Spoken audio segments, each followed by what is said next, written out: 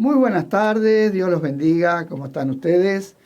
Aquí estamos desde la localidad de Monte Grande, provincia de Buenos Aires, transmitiendo para todos, para todo el mundo, porque salimos por las redes sociales, así que una tarde de mucha lluvia, pero bueno, esta es la parte buena que tiene la pandemia, que no nos tenemos que mover de casa para asistir a la reunión, así que calentito en casa, tranquilo, podemos estar todos juntos alrededor del Señor Jesucristo, alrededor de su palabra, alabándole y meditando en lo que Él nos ha dejado, que es la Escritura, ¿no es cierto?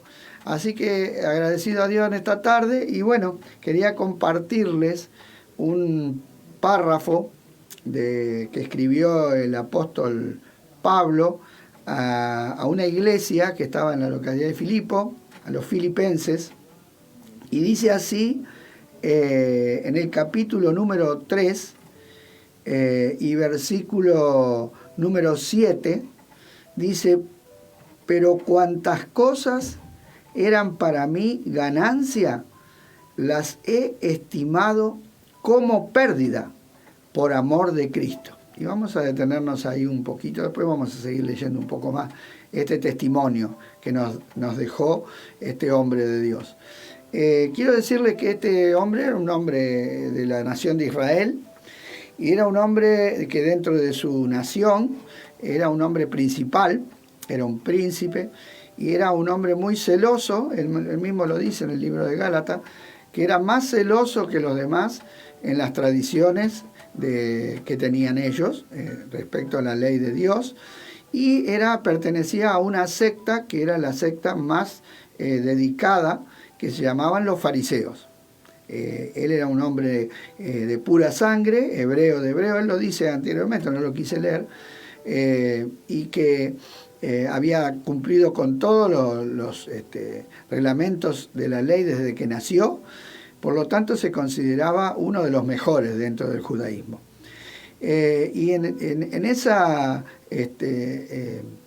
condición que estaba él, era un hombre muy religioso, él, justamente por ser fariseo, ustedes saben que Jesús, cuando anduvo caminando por aquí, por la tierra, él tuvo un choque con algunos fariseos, con los principales fariseos, que eran los que, junto con los saduceos, que eran otro grupo, eran los que gobernaban a la nación de Israel ahí localmente, porque ellos estaban bajo el imperio romano, pero el imperio les permitía un gobierno local.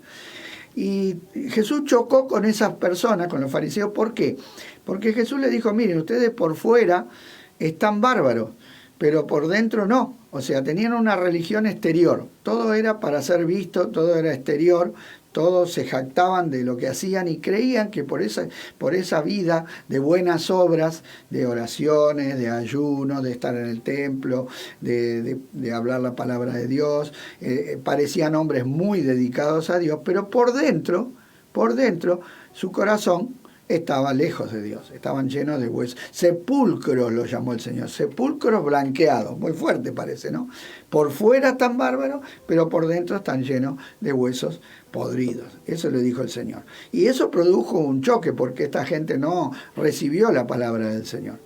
Entonces fueron los que lo persiguieron hasta que consiguieron llevarlo a la muerte. Y este hombre también era un hombre muy religioso, era un hombre muy importante en Israel, era un hombre, inclusive él se había dedicado a perseguir a los cristianos. Él era un perseguidor de la iglesia. Era un hombre que se había esmerado más que los demás en perseguir a los cristianos, no solo en Jerusalén, sino que hasta tenía acceso directo al sumo sacerdote, que vendría a ser el que gobernaba, o sea que era un hombre que podía entrar a hablar como si nosotros hoy pudiéramos entrar directamente a hablar con el presidente y pedirle un decreto, para que le diera órdenes y autoridad para ir a perseguir a los cristianos en una ciudad extranjera, que era Damasco, que estaba al norte de Israel. Y mientras iba persiguiendo a los cristianos a Damasco, se le aparece el Señor.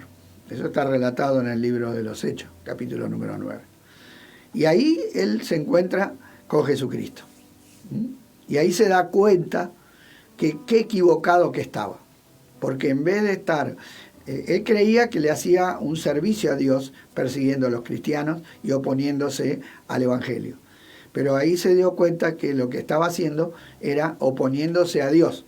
Así que miren qué tremendo que la religión, el hombre religioso, muchas veces cree que por lo que hace va a ser salvo, y mucha gente ve una persona buena, religiosa, dedicada, que ora, que ayuna, que hace bien, y dice, uy, qué bárbaro, este se ganó el cielo.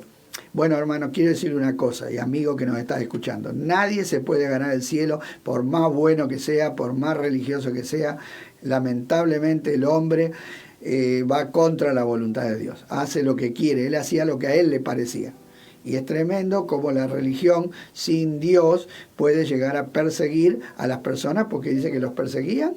Él los perseguía, los hacía meter presos, los hacía blasfemar, y algunos los mataron. De hecho, él dio el consentimiento para que maten a un joven que se llamaba Esteban, que era un diácono de la iglesia.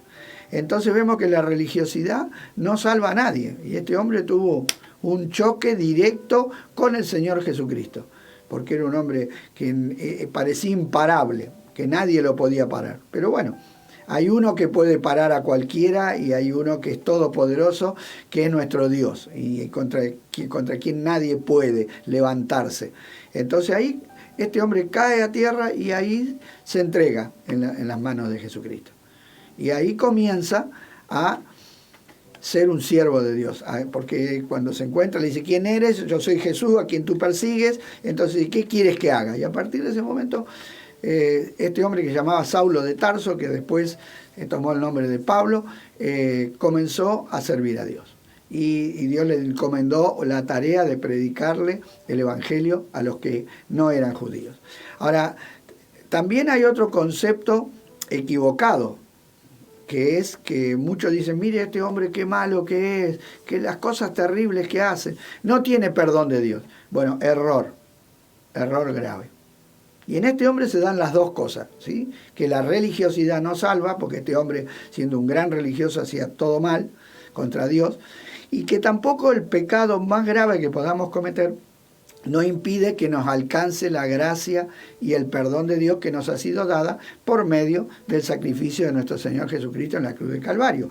El mismo hombre escribe, el mismo Pablo, en la primera carta de Timoteo, miren lo que él escribe, dice 1:12, doy gracias a Dios que me fortaleció a Cristo Jesús nuestro Señor, porque me tuvo por fiel poniéndome en el ministerio, habiendo yo sido antes blasfemo, perseguidor e injuriador, mas fui recibido a misericordia, porque lo hice por ignorancia en incredulidad. Pero la gracia, escuchen lo que dice, la gracia de nuestro Señor fue más abundante con la fe y el amor que es en Cristo Jesús. Palabra fiel y digna de ser recibida por todos, que Cristo Jesús vino al mundo a salvar a los pecadores, de los cuales yo soy el primero.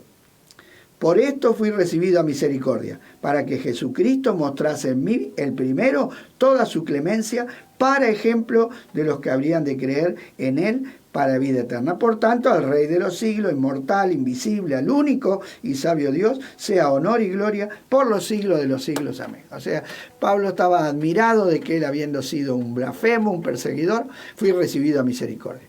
Entonces, él, cuando conoce a Cristo, se produce un cambio tremendo en su vida. Él lo dice acá. ¿Qué dice? Que cuántas cosas eran para mí ganancia. ¿Qué cosas? Que era un hombre importante, era un hombre religioso, era un hombre tenido por bueno en la sociedad, quizás tenía un buen pasar económico, quizás todo eso, ¿saben qué hizo con todo eso? Todo eso lo tuvo por pérdida. Todo lo que él había conseguido sin Cristo, él consideró que no servía para nada. Y cuando uno considera que algo no sirve para nada, lo tira a la basura. Y él encontró algo superior. ¿Qué fue lo que encontró? El amor de Cristo. Por amor de Cristo. Él lo dice ahí. Yo fui recibido a misericordia. Este hombre merecía la muerte por ser un enemigo de Dios. Pero Dios no es como los hombres. Dios no trata a los enemigos como los hombres tratan, como los reyes tratan a sus enemigos. Dios tiene misericordia, y Dios tuvo misericordia de él, tuvo misericordia de mí, y Dios tiene misericordia de todo aquel que recibe la gracia por medio de nuestro Señor Jesucristo. Entonces Pablo dice, yo cuantas cosas eran para mí ganancia, todo lo que yo había conseguido en la sociedad, de ser una persona importante, y me esforcé para ser mejor que los demás, y llegué a lugares importantísimos, todo eso, la verdad, no sirvió para nada. Ahora dediqué mi vida a Cristo. Ahora dediqué mi vida a ese amor que me tomó, que me compró, que me conquistó. Dice, y en el verso 8, dice, y ciertamente aún estimo todas las cosas como pérdida por la excelencia del conocimiento de Cristo, mi Señor, por amor del cual lo he perdido todo y lo tengo por basura para ganar a Cristo. Vuelve a repetir lo mismo, pero en un diferente tiempo. En el versículo 7 él habla de cuando se convirtió. Aquí ya habían pasado muchos años del tiempo en que él se había encontrado con el Señor en el camino a Damasco. Pero ¿qué es lo que está diciendo? Que esa experiencia que tuve al principio sigue hasta el día de hoy. No he cambiado, sigo igual. Sigo convencido de que lo que hice sin Cristo no sirve para nada. Sigo absolutamente convencido y lo sigo tirando todo y lo sigo considerando como basura por la excelencia del conocimiento de Cristo. Él quería conocer a Cristo, él quería ser íntimo de Cristo, quería estar lo más cerca posible del Señor Jesucristo. El conocimiento, la excelencia. Miren, conocimiento, no hay conocimiento más excelente en este mundo que conocer a Dios. Ustedes saben que hay muchos se alaban en su fuerza, muchos se alaban en su riqueza y muchos se alaban en su inteligencia. Pero en Jeremías 9 dice, el que se alabe, alábese en conocerme y entenderme, que yo soy Dios. Y Jesús dijo, esta es la vida eterna, Padre, que te conozcan a ti y a Jesucristo, a quien tú enviaste. Entonces, por medio de Cristo podemos tener el conocimiento superior, que es el conocimiento de Dios. Podemos conocerle como realmente es, y podemos andar con Él, y podemos tener una vida agradable a Él. Y esto, para Él, fue mayor que todas las cosas. Esto a él le trajo una pérdida y una ganancia. Miren cómo lo pone en términos económicos, ¿no? Pero para él fue perder todo lo que era para adquirir una vida totalmente distinta, pero una vida muchísimo mejor que la que perdió. Indudablemente, cuando uno cambia algo, siempre cambia por algo mejor. Entonces quiere decir que la vida que él tenía la dejó por algo mejor. Y dice, mi Señor, ¿sí? Cristo tiene que ser mi Señor, el dueño de mi vida.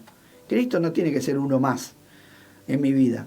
No tiene que ser una imagen ahí de que, uy, qué importante que fue Cristo, un conocimiento histórico de alguien importante, como puede ser San Martín, o puede ser un héroe. No. Él era un conocimiento real, ¿sí? Era una intimidad con Dios que él tenía, un conocimiento del Señor, por amor del cual lo he perdido todo, para ganar a Cristo. Y en el verso 9 dice, y ser hallado en él, no teniendo mi propia justicia que es por la ley, sino la que es por la fe de Cristo Jesús, la justicia que es de Dios por la fe. O sea, él, hasta que se encontró con Cristo, se justificaba haciendo obras buenas y creía que él era bueno. Es más, dice, era irreprensible según la ley. Según el sistema de religión que habían inventado los fariseos, ellos simplemente, si por afuera estaba todo bien, entonces no había problema. Pero cuando conoció a Cristo, se dio cuenta que era un pecador. Se dio cuenta que tenía codicia. Dice, el pecado revivió en mí y me mató, dice en Romanos 7. Entonces ahí tuvo un encuentro con la luz de Dios. Muchas veces pensamos que somos muy buenas personas porque nos comparamos con otros. Pero el tema es cuando llegamos a la luz de Dios. El profeta Isaías, en el capítulo 6, él tuvo un encuentro con Dios. En el capítulo 5, él decía, ay de aquellos que hacen lo malo, ay de aquellos que hacen lo malo, ay de aquellos, y profetizaba contra todas las maldades de todas las naciones de alrededor.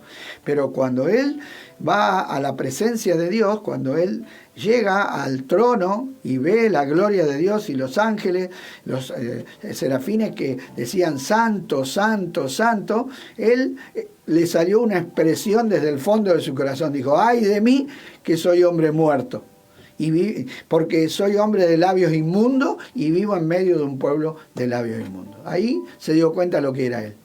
Y qué importante, ¿no? Es saber lo que somos verdaderamente sin Dios. No somos nada, somos pecadores perdidos y necesitamos que Dios nos perdone.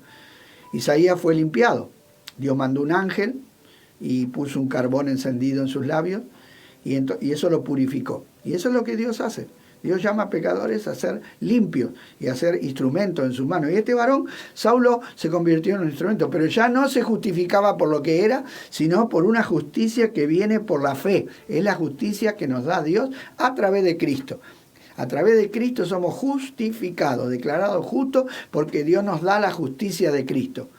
No, a Cristo le imputa nuestros pecados y Cristo nos da a nosotros su justicia. Por lo tanto, somos justificados delante de Dios. Ya no somos pecadores rebeldes, sino que somos justos delante de Dios y podemos tener comunión con Dios. Entonces él tenía esa libertad ahora, ¿sí? Dice, necesitaba ser justificado por la fe. ¿Sí? Y vivir bajo esa fe, esa justicia gratuita de Dios, no por mérito propio. Dice, ¿cuál es el fin de vivir bajo esa justicia que no es nuestra, sino que viene de Dios? El 10 dice, a fin de conocerle. Para conocer a Dios tenemos que conocer la gracia. Tenemos que considerar que no somos nada. Entonces ahí Dios nos viste de justicia para que entremos a su presencia.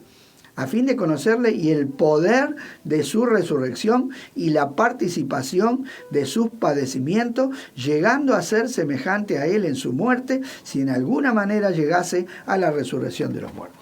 Miren, Pablo sabía que la vida cristiana no se vive con el poder humano, sino se vive con el poder de Dios. Jesús, antes de irse al cielo, les dijo en Hechos 1:8, quedaos en Jerusalén y recibiréis poder cuando venga sobre vosotros el Espíritu Santo y me seréis testigos en Jerusalén, Judea, Samaria y hasta el fin del mundo. Y ellos esperaron y el día del Pentecostés fueron llenos del Espíritu Santo. Y ese poder de Dios los impulsó a predicar el Evangelio. Aunque fueron amenazados y fueron golpeados para que no prediquen el Evangelio, eso se volvieron a juntar, volvieron a orar, volvieron a ser llenos del Espíritu Santo y siguieron adelante a vivir la vida cristiana. La vida cristiana se vive por el poder del Espíritu Santo que obra dentro de nosotros, ¿sí? Pablo decía, el poder de la resurrección, el mismo poder que levantó a Cristo de los muertos, es el mismo poder que nos levanta a nosotros para vivir una vida distinta, una vida nueva, una vida como la de Cristo. Pablo quería vivir una vida como la de Cristo. Dice, y la participación de sus padecimientos. ¿Por qué? Porque Cristo vivió una vida de sacrificio, vivió una vida de oposición, por querer hacer la voluntad de Dios, por venir a este mundo y ser fiel a Dios y vivir una vida de acuerdo a la voluntad de Dios. Él tuvo que padecer de parte del mundo, de la sociedad y de todo lo que lo rodeaba, porque se manifestó el mundo abiertamente enemigo de Dios. Pero a Cristo eso no lo afectó. Jesús vivió una vida de gozo y de alegría. A pesar de que fue experimentado en quebranto y tuvo que pasar por aflicciones, no era una vida triste la que vivió el Señor. Dice Hebreos capítulo 1 que fue ungido con óleo de alegría más que todos los hombres. Entonces, ¿cómo podemos entender? Esta es la cosa que no se entiende con la razón del Evangelio. Que el Evangelio nos llama a vivir una vida humilde, una vida crucificada. ¿Sí? Jesús no solamente murió en la cruz, Él vivió una vida crucificada porque Él dejó todas las cosas y todos los valores de este mundo. Él entró a la tierra naciendo en un pesebre y vivió como un carpintero. Y cuando comenzó su ministerio fue menospreciado. Primeramente fue menospreciado por los gobernantes, luego la misma gente empezó a despreciarlo por causa de que empezó a tener mala fama, a pesar de que dio testimonio con sus palabras y con sus milagros de que él era el Hijo de Dios. Y por último, hasta sus discípulos lo dejaron, hasta sus discípulos lo abandonaron. Pero ¿saben qué? Jesús nunca perdió su comunión con Dios. Y él simplemente en todas las oportunidades que podía dar testimonio, él decía, yo vine no para hacer mi voluntad, sino para hacer la voluntad de mi Padre que está en los cielos. No vine para agradarme a mí mismo, vine para agradar a Dios. Quiero decirte una cosa, la vida centrada en uno mismo no es una vida feliz. Si querés alcanzar la felicidad, si querés alcanzar la realización, no la busques buscando tus propios deseos y queriendo satisfacer tus propios pensamientos, porque nunca vas a ser feliz, porque el hombre no fue diseñado para eso. Dios lo hizo al hombre. El hombre no es producto de la explosión, el hombre no es producto de la casualidad, el hombre es una hechura de Dios y Dios lo hizo para que viva en su presencia. Y el gozo que nosotros podemos tener, la vida feliz que podemos tener, es cuando podemos ver el rostro del Señor sonriente, cuando podemos agradar a Dios. Lo que produce deleite al alma, paz y seguridad. Jesús dijo, aprendan de mí, que soy manso y humilde de corazón, y hallaréis descanso para vuestras almas. El que quiera ganar su vida acá en la tierra, quiera conservar su vida propia, la perderá. O sea, es una vida perdida. Ahora, el que pierda su vida natural por causa de mí, ese tendrá la vida abundante. Jesús le prometió a una mujer que tenía sed en su alma, no solamente en su cuerpo, que Él le daría una fuente en su interior, permanente. Y esa es la presencia del Espíritu Santo en nuestros corazones. El Espíritu Santo nos lleva a vivir una vida agradable a Dios. Es una vida de paz y de gozo. El Evangelio no es lo que comemos, no es qué clase de comida comemos, sino es justicia, paz y gozo en el Espíritu Santo. Cuando un hombre vino a reclamarle a Jesús que partiera su herencia con su hermano, el Señor le contó la historia de un hombre que había amontonado mucho y que luego llegó el final de su vida y no era rico para con Dios, era rico acá en la tierra. Y todo lo que tenía quedó acá en la tierra y Dios lo llamó necio. Y Jesús le dijo, así es el hombre que tiene montones de cosas aquí, pero no es rico para con Dios. La vida abundante es la vida en comunión con Dios. Y si quieres hallar días buenos, si quieres amar la vida, ¿no? Yo, por ejemplo, le doy mi testimonio. Lógicamente que es algo personalizado. Pero yo empecé a amar la vida cuando conocí a Cristo. Porque antes sí, andaba, vivía, disfrutaba, consumía todo lo que el mundo me ofrecía, pero realmente había un vacío en mi corazón, ¿no? Nada de eso llegó a satisfacerme y dejarme con paz en el corazón. Todo lo contrario, a medida que fue pasando el tiempo y fui consumiendo todo lo que el mundo me ofrecía, mi vida fue quedando cada vez peor, cada vez más vacía. Llegando a un punto en que ya no le encontraba más sentido a mi vida y ya por último llegué a la conclusión de que no valía la pena vivir la vida. Y no es porque andaba mendigando por ahí, porque nunca tuve que pasar por esa experiencia. Sin embargo, mi vida estaba vacía. Yo vivía en Río de Janeiro, en Copacabana, en un departamento, con dinero, lo mejor, pero era una persona triste. Me sentaba en el amanecer y miraba cuando salía el sol y lloraba. Entonces, ¿por qué? Porque estaba vacío, porque no tenía sentido. El Señor Jesús me dio un motivo para vivir. Ahora vivo para Él, como el apóstol Pablo. Dice, aunque me maten, yo sé que Dios me va a dar un cuerpo nuevo. O sea, si tengo que padecer, no hay problema, porque me gozo. De hecho, esta carta está llena de gozo, ¿sí? Ahora dice, en el 2.17 dice, aunque sea derramado en libación sobre el sacrificio y servicio de vuestra fe, me gozo y regocijo con todos vosotros. Y asimismo, gozado y regocijado también conmigo. Pablo, preso por causa del Evangelio, escribe esta carta llena de gozo a hermanos que estaban libres en Filipo, y él les decía, hermanos, gócense, pónganse contentos. El Evangelio está prosperando. Y yo estoy preso, pero estoy predicando el Evangelio. Estoy en un plan de Dios. Tranquilo, no pasa nada. Voy a ser liberado, ustedes sigan orando. Yo Los que están conmigo han cobrado ánimo, como me ven a mí que yo me metieron preso y sigo adelante, ellos también cobraron ánimo. Era un hombre que seguía adelante y no había nada que lo pueda parar. ¿Saben por qué? Porque no buscaba nada acá en la tierra. No buscaba nada. Él lo va a decir ahora. Dice en el 12, versículo 12. No que lo haya alcanzado ya, ni que ya sea perfecto, sino prosigo para ver si logro asir aquello para lo cual también fui asido por Cristo Jesús. Pablo fue asido, tomado, agarrado por Cristo Jesús con un propósito. Y decía, yo quiero agarrar ese propósito por el cual Cristo me tomó a mí. Cristo me llamó con un propósito. Y la verdad que vivir una vida con propósito es lo más lindo que te pueda pasar. Porque te dedicas a cumplir el propósito de Dios, se cumple el propósito de Dios en tu vida y eso es para lo cual fuimos creados. David decía, Jehová cumplirá su propósito en mí. Era un hombre que estaba totalmente entusiasmado en vivir en la presencia de Dios. Decía, una cosa he demandado y esta buscaré, que esté yo en la casa de Jehová todos los días de mi vida. Yo quiero habitar en su presencia. Cuán hermosas son tus moradas, oh Jehová de los ejércitos. David estaba plenamente convencido de que Dios era más grande que todo. Y Pablo también. Ahora dice, no es que lo haya alcanzado ya, ¿ve? No buscaba nada acá. Pablo no buscaba ninguna posición religiosa, no buscaba ningún mérito, no buscaba ningún premio. No buscaba nada. Él simplemente buscaba ser como Cristo cada día. Él entendió el mensaje de Cristo que le dijo, el que quiere ser mi discípulo, niéguese a sí mismo, tome su cruz cada día y sígame. Y en esa ocupación de cada día, negarse a sí mismo, tomar la cruz y seguir a Cristo, Pablo vivía cada día, un día a la vez, siguiendo adelante. Dice, y para llegar al final, dice, y vuelve a repetir, porque esto de repetir es muy de los judíos, de repetir para que quede claro, para hacer énfasis. 13. Hermanos, yo mismo no pretendo haberlo ya alcanzado. Porque parece, estas cosas, si las escuchamos así medio como distraídos, ¿qué dijo este? Pablo, un apóstol.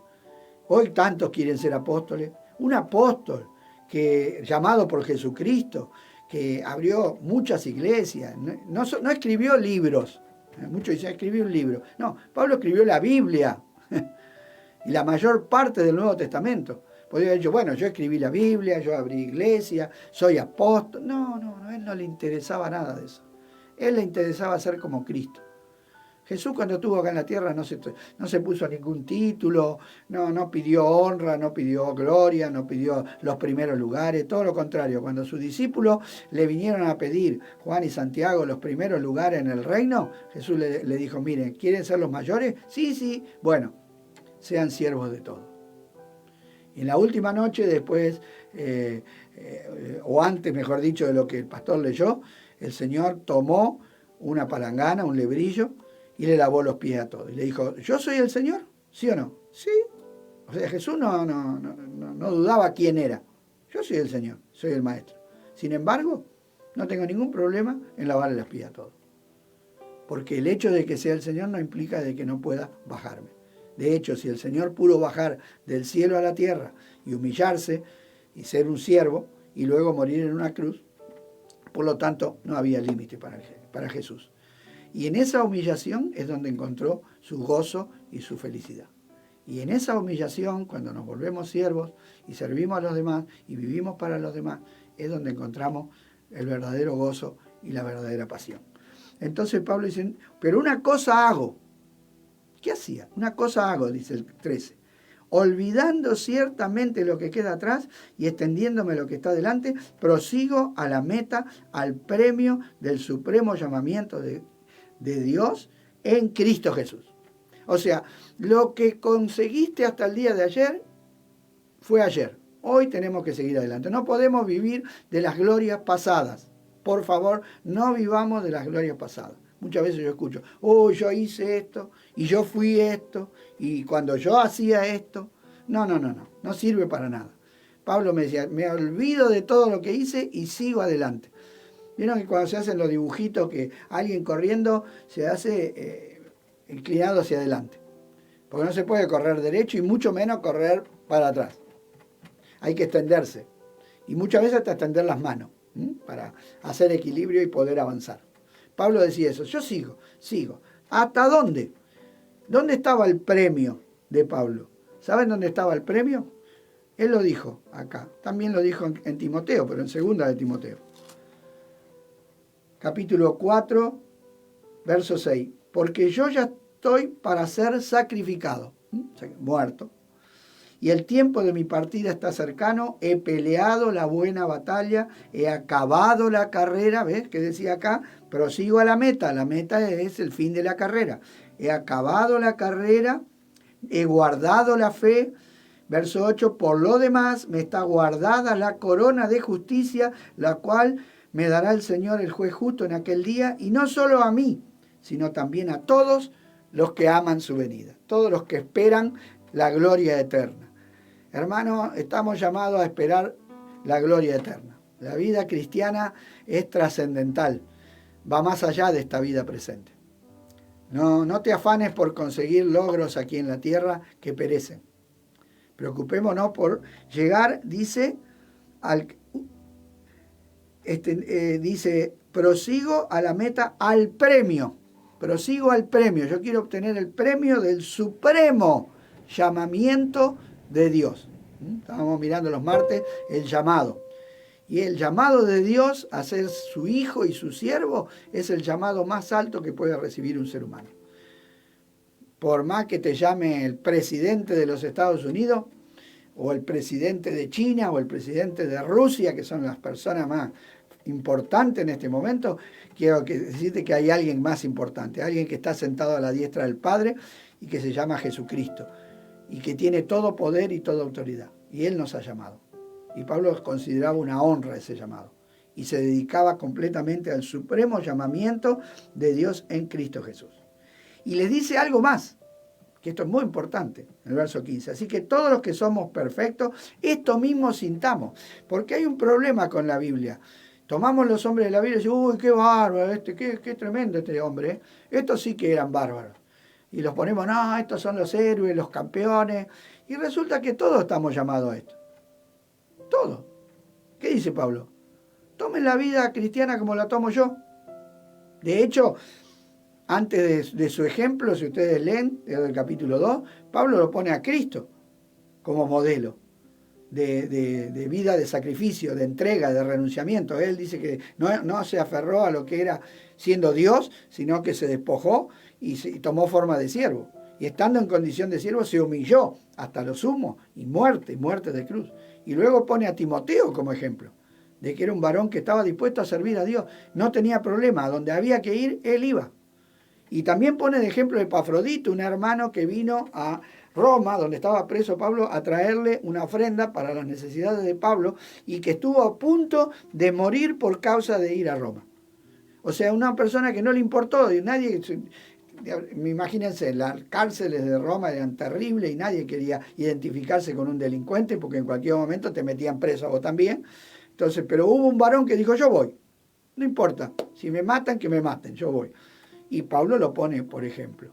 Y luego pone su propio ejemplo. Y luego le dice a los filipenses, hermanos, tengan el mismo sentir. Tengan este sentir, esta vida dedicada. Esta es la vida de gozo, esta es la vida de alegría, esta es la vida de felicidad. La palabra bienaventurado significa, Macario significa feliz, pero feliz en todos los órdenes. ¿Sí? Totalmente feliz, completamente feliz. Eso significa bienaventurado. Y la Biblia dice que somos bienaventurados cuando estamos haciendo la voluntad de Dios, cuando estamos andando en su camino. Y en el Mateo 5, donde Jesús habló de las bienaventuranzas, que nosotros las conocemos y las leemos cada tanto, ¿no es cierto? Ahora, fíjense el modelo que Jesús pone de vida acá, un modelo totalmente contrario al mundo. Bienaventurados los pobres en espíritu. El mundo ¿a quién exalta? A los poderosos, a los valientes, a los Terminator, a los Rambo, a los fuertes de espíritu. No, vos tenés que ser fuerte, no tenés que ser pobre de espíritu. Porque el pobre de espíritu busca a Dios, el fuerte de espíritu no necesita de Dios. Bienaventurados los que lloran. En el mundo, no llores, vos no tenés que llorar, los hombres no lloran. Bienaventurados los mansos, Manso significa blando, ¿no? Acá hay que ser duro, en el mundo tenés que ser duro. Bienaventurados los que tienen hambre y sed de justicia. ¿Cuántas personas hoy en día tienen hambre y sed de justicia? La mayoría de los héroes de este mundo terminan haciendo cosas malas para alcanzar un bien, porque el fin justifica los medios, según el mundo. Bienaventurados los de limpio corazón. Limpio corazón. ¿Cuántos quieren tener un limpio corazón delante de Dios? Bienaventurados los pacificadores, los que buscan la paz, no los que arman conflicto y guerra. Y bienaventurados los que padecen persecución por causa de la justicia. Y bienaventurados los que son perseguidos y digan toda clase de mal por causa de Cristo. Y dice, gozaos y alegraos. Gozaos y alegraos. Queridos, ¿querés encontrar la vida de felicidad, la vida de gozo? Renunciá a todo y dedicate a Cristo. Recibí a Cristo. Si hasta ahora no lo has recibido, si hasta ahora sigues buscando ser alguien aquí en este mundo, bueno, te ofrezco un camino más excelente. Que puedas recibir el perdón de tus pecados, porque a veces quizás les pase a muchos como le pasó a Saulo, queriendo hacer las cosas bien, terminan haciendo un desastre porque no tienen entendimiento, están ciegos. Jesús a los fariseos religiosos les dijo ciegos. Ciegos, guía de ciegos. Qué triste, ¿eh? Es creer que estoy en la luz y soy ciego. Pero si venís a Cristo, Cristo te da luz y vas a ver. Jesús dijo que había dos formas de vivir la vida. Él dijo, yo soy la luz del mundo. El que me sigue no andará en tinieblas, sino que tendrá la luz de la vida. O sea, o vivimos en tinieblas o vivimos en luz. Entonces, yo en esta tarde te invito que recibas la luz del Evangelio, que recibas a Cristo en tu corazón, que te despojes de todo y que comiences a vivir una vida para Dios. Es lo más hermoso que te pueda pasar. Y hermanos, si estás debilitado por las luchas, por las pruebas, por las dificultades, por la pandemia o por una enfermedad o por lo que sea, hermano, en esta tarde te quiero animar a que sigas corriendo la carrera, que te extiendas hacia lo que está adelante, que te olvides de lo que está atrás y sigas adelante hasta el último día de tu vida. Séle fiel al Señor porque hay un premio, hay un galardón, hay algo precioso que nos está esperando. Jesús dijo, he aquí yo vengo pronto y mi galardón conmigo para recompensar a cada uno según sea su obra. Y la obra más importante que podemos hacer es ser fieles. A una iglesia Jesús dijo, sé fiel hasta la muerte y yo te daré la corona de vida. Te animo en esta tarde con estas palabras, que corras la carrera que tenemos por delante. Puesto los ojos en Jesús. Jesús, por el gozo que tenía puesto delante, sufrió la cruz. Y menospreció el oprobio. Y pasó por la cruz, pasó por el sufrimiento y se sentó a la diestra del Padre. Y ese es el camino que tenemos marcado nosotros, a la gloria por medio del Calvario, a la gloria por medio del valle del sufrimiento, a la gloria, ese es nuestro destino. El pastor lo leyó, la casa del Padre es nuestro destino. Pero mientras estamos aquí, cobremos ánimo. Pablo le animaba a los filipenses. Verso 17 dice, hermanos, sean imitadores de mí. Y después más adelante le dice, todo lo puedo en Cristo que me fortalece. Si tengo mucho, tengo poco. 4:13, conocido versículo. Y les manda que oren y que entreguen todas las cargas en el versículo 6, que no estén afanosos, que entreguen todas las cargas en la mano del Señor y que Dios les va a dar la paz y que Dios les va a abrir las puertas y que Dios los va a llevar adelante y que se dediquen a hacer lo bueno. Que piensen lo bueno y que hagan lo bueno. Y el Dios de paz, dice, estará con ustedes. Así que, hermano, en esta tarde le doy gracias a Dios por este momento que podemos compartir esta palabra tan hermosa. Yo quisiera orar con todos ustedes y si alguno en esta tarde considera que su vida no tiene sentido o no vale la pena, porque la vida sin Dios no vale la pena, que en esta tarde puedas recibir a Cristo. Te invitamos a que abras tu corazón, que le digas al Señor, soy un pecador y necesito que me perdones por medio de Cristo, y el Señor lo hace. ¿Sí? Que hagas esa sencilla oración de aceptar a Cristo, de creer que Cristo es tu Salvador y el Señor de tu vida, y eso va a producir una obra poderosa en tu vida. Y así también con cada hermano. Señor, te doy gracias en esta tarde, cita. Gracias por esta palabra que tú nos dejaste escrita a través de este varón, este ejemplo, Señor, que tenemos para imitar. Señor, aquí estamos, Señor, buscando tu rostro. Señor, aquellas personas que en este momento están necesitadas de perdón, Señor, yo te ruego que ellos se puedan arrepentir, Señor, y pedirte perdón a ti para que tú los limpies, Señor. Y a nosotros también, perdónanos, porque seguramente no hemos tomado las cosas con la profundidad que lo deberíamos haber tomado.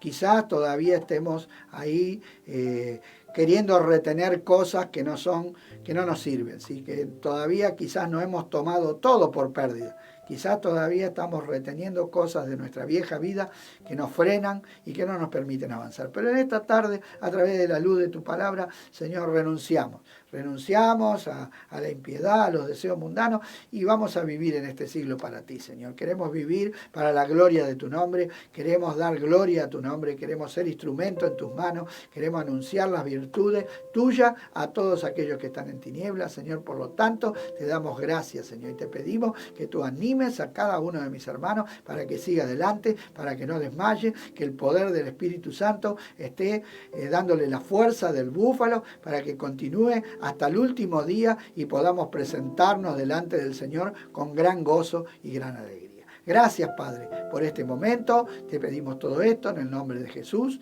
Amén.